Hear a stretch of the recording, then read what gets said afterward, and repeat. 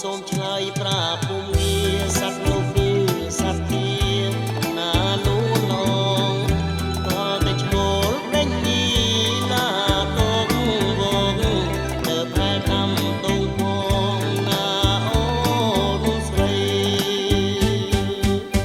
ប្រងបងឆ្លើយត្រូវហើយតែកុំអាលអរឡើយណាចរណៃ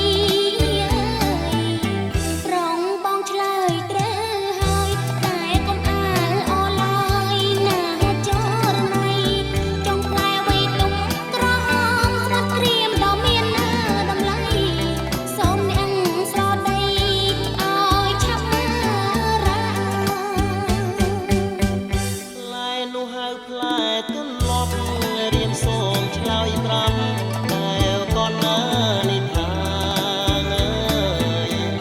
ផ្លែនោះហៅផ្លែទន្លប់រៀនសូមឆ្លើយប្រាប់តែ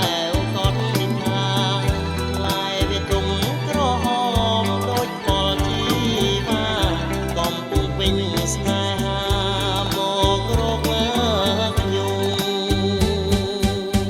ដូច្នេះខ្ញុំសួរទៅទៀតសូមប្រ